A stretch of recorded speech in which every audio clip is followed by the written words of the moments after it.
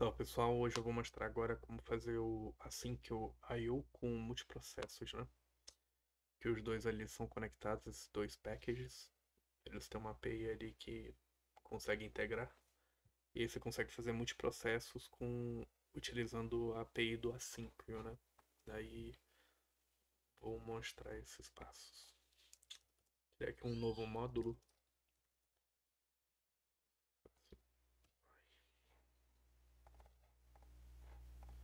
E daí o que a gente vai fazer? Vamos criar aqui um contador para recapitular como funciona o package do multiprocesso, né?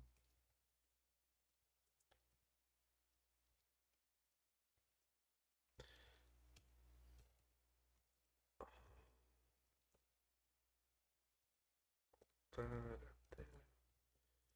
A gente vai retornar um inteiro. Vamos cronometrar, né? Quanto tempo demora essa função para rodar. Counter aqui vai ser zero.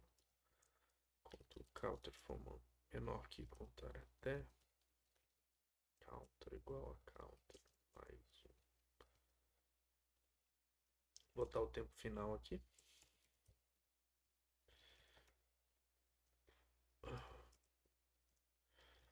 Função.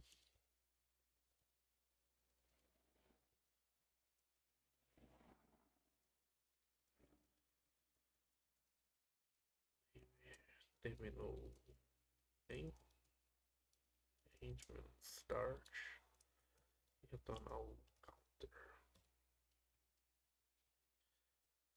Como a gente vai usar multiprocesso, vamos ter que fazer o guarding aqui, né?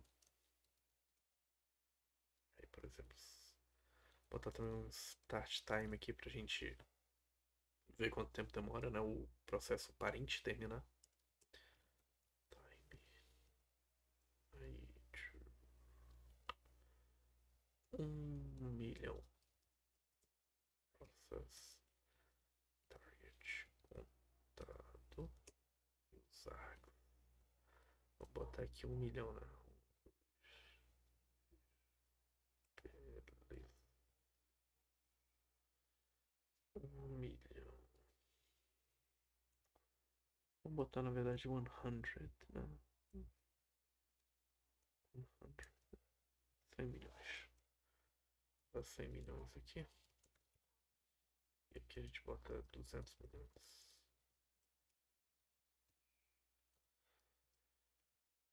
Computador. Arts. 2.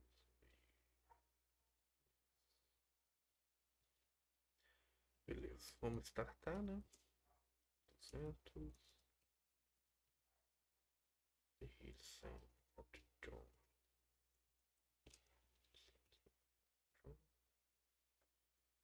A gente cronometra o tempo que terminou. Vamos printar, né? Processo vai terminou em end time menos start time. Beleza, a gente vai criar dois subprocessos, né? Para contar aqui até 100 milhões, o outro até 200 milhões. E aí a gente vai cronometrar para ver quanto tempo demora, né? Isso aqui seria usando multiprocesso. Ó, a função computador ele terminou ali em 2 segundos e o outro terminou em 4,8. Como a gente usou multiprocessos, então o processo pai no geral ele demorou 4,8 segundos, né? Beleza, tivemos paralelismo e concorrência aí. Só que tem um problema isso aqui. Você usar dessa maneira o módulo do multiprocesso, né?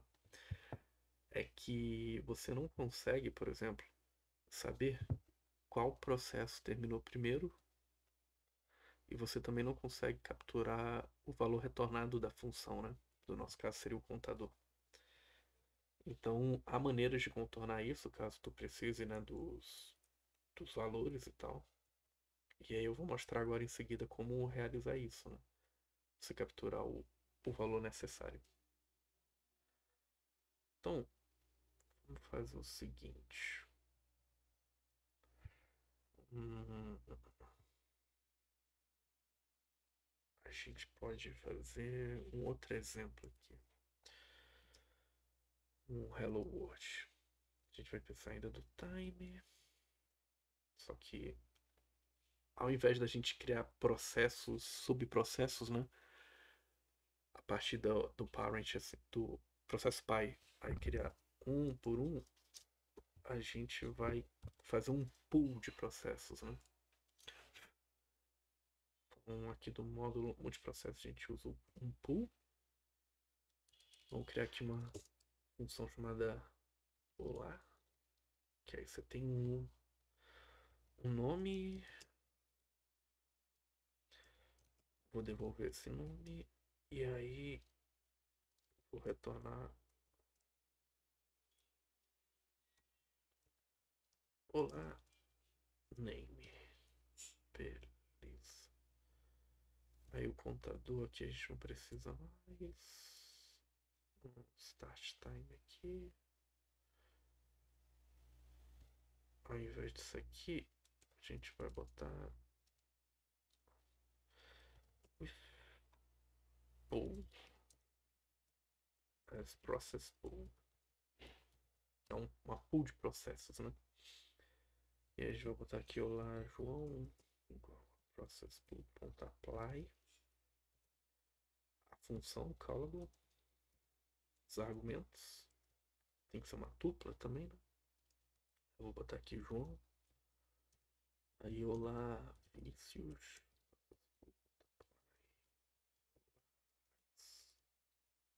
Vinícius. Beleza. E aí, a gente vai capturar os valores e vamos printá-los. Olá, João e olá, Vinícius.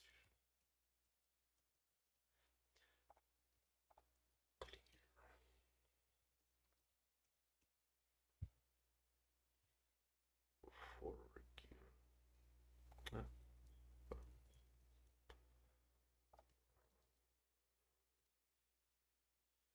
beleza, o processo Pi terminou em 0.06.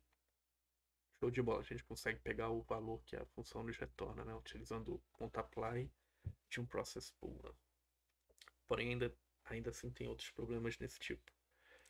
Que é o seguinte, o apply, ele bloca o processo Pi, né? Então a gente pode provar aqui, ó, botando um sleep, por exemplo. Vamos botar aqui um time sleep.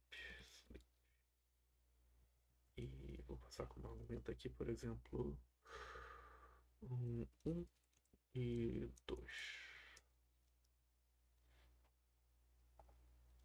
Vamos ver quanto tempo ele vai demorar.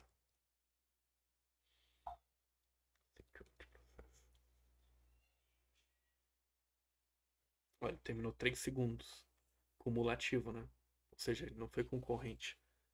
Ficou slipando 1 segundo, depois 2 segundos. E aí, como é que você contorna isso, né? Você pode utilizar o apply async.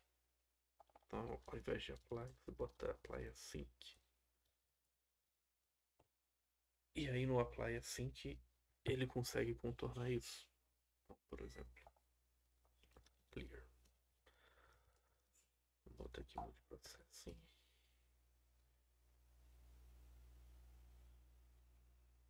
Apply result.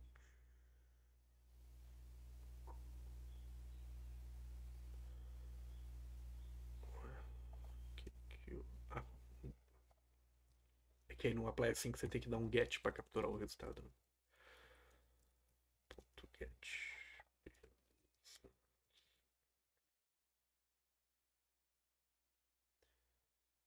Terminou em 2 segundos. Dessa vez foi concorrente. Ou seja, slipou por 1 segundo, o outro foi 2, mas no geral o processo pai fez tudo em 2 segundos. E aí você consegue também o resultado dessa função, né, que foi retornada. Aqui, o olá João, aí olá João, olá Vinícius, olá Vinícius.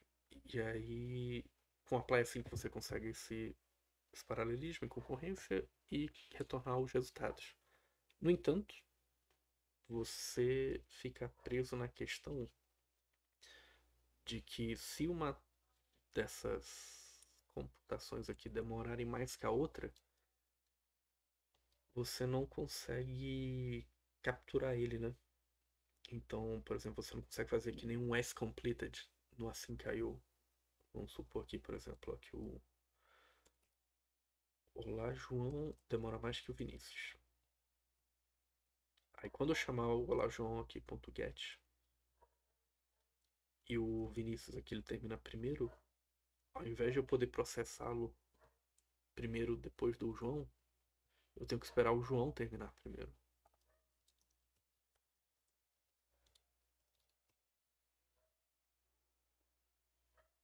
Aí, ó.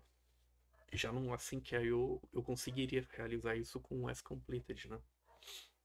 Então, por exemplo, agora vou mostrar como que faz essa integração com o async.io. A gente vai usar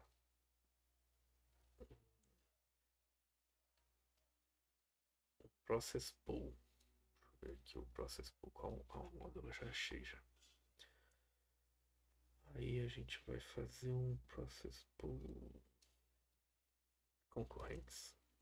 Botar o time também. Não, from concorrent futures process pool executor. O executor ele é para integrar com o async.io, vocês vão entender já já. Contar até. Se bem que é um, já que é um contador, deixa eu ver se eu consigo retornar os antigos ali.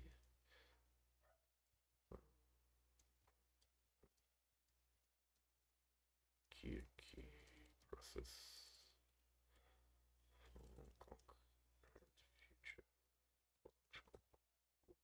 Process pool executor. Time.time. Beleza, daí eu vou usar aqui o executor. E aí eu faço assim, ó. Mesma forma que uma pool, né, de processos. Só que no caso aqui seria utilizando o executor, né? Então eu botaria aqui o process pool. Aí aqui eu posso fazer uma lista de números, por exemplo. 1, 3, 5, 22 e 100 milhões.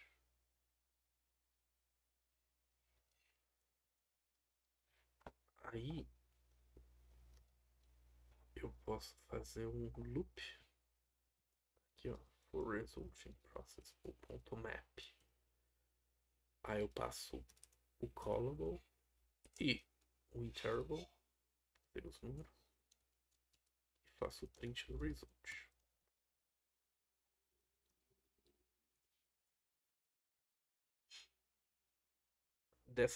Dessa maneira ele começa a se parecer que nem o async.io utilizando o as completed, né? Mas ainda assim, ele está limitado pelo input aqui, né? Ele não espera o primeiro subprocesso terminar para você capturar o valor, né? Então, por exemplo, se eu mudar a posição dos 100 milhões aqui para o primeiro índice nessa lista, vai ver que eu não consigo, por exemplo, esse restante aqui ele termina primeiro. Então eu consigo processá-lo primeiramente antes desse aqui que é o mais demorado.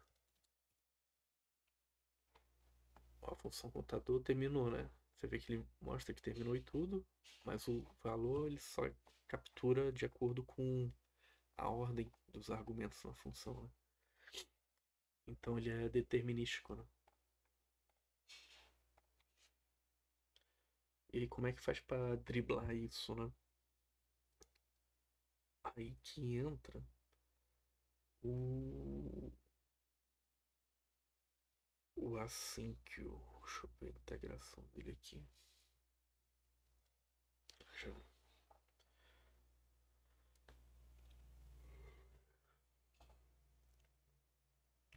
Pode deixar o contador mesmo.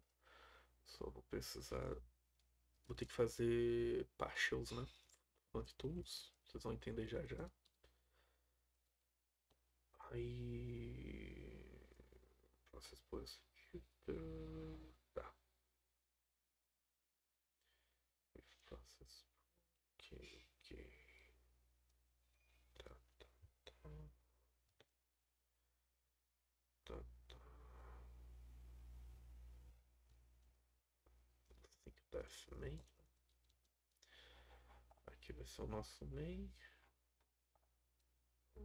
O inicial é 20 loop aqui, né? Run main. Beleza.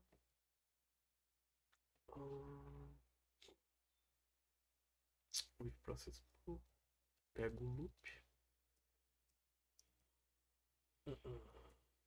Get running loop. Tem uns números. Posso botar aqui. Partial. Fazer um list comprehension aqui, fazendo o partial, né, da função. Que seria esse partial da função. Aqui é o contador. Número em números.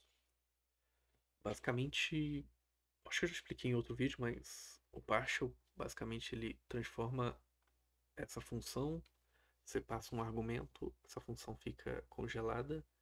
Você pode chamar essa função congelada meio que com os dois parênteses, né? Que nem você chama um callable normal. A vantagem disso é que eu consigo congelar as funções. Ó. Estou passando vários argumentos. Ó. Pam, pam, pam, pam, pam, pam. E aí, os elementos dessa lista, basta eu chamar eles como uma função que vai ser executada, sem passar argumentos. É como se fosse uma função zero argument. E aí, beleza, a gente tem as partials func aqui. E aí, feito isso, a gente não vai usar o process pool map, vamos usar o async. Eu vou. Tenho que passar ele pro coroutines. São as coroutines. Aí for.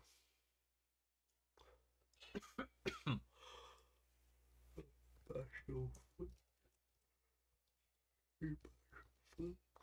Aí eu vou botar coroutinas.append loop run in executor. E aqui eu vou botar o. Isso aqui não é propriamente um process pool executor. Vocês viram que ele pede argumento executor, né? Então eu vou botar esse executor. E vou botar a função. Partial func. Vou ver até a assinatura dele aqui, ó. O executor e uma função. Beleza.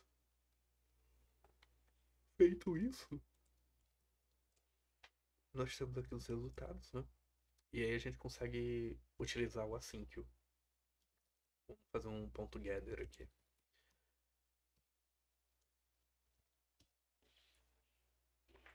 Basicamente, run executor, ele retorna pra gente futures. Futures são awaitables, né?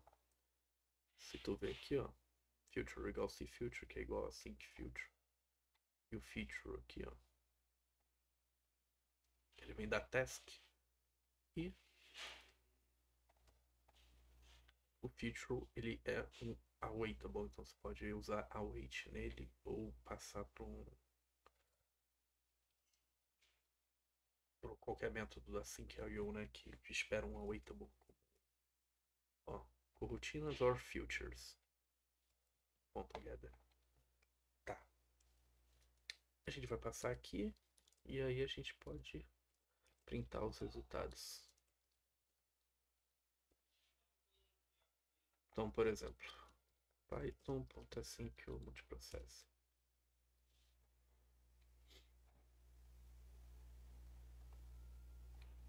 1000-13522.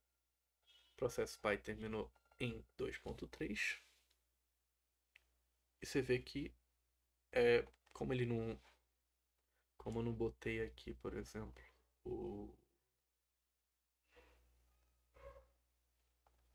acho que é o 0.4, né? Pra ver a acumulação, né?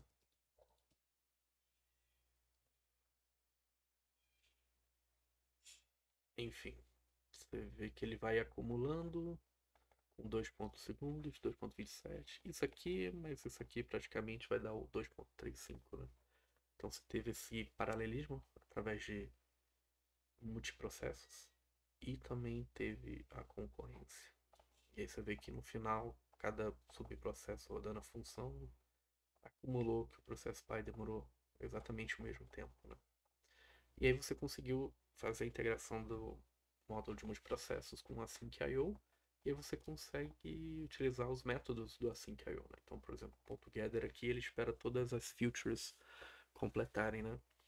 Mas se a gente quisesse, a gente poderia usar o asCompleted para processar os primeiros que são é, é, os primeiros que são executados, né?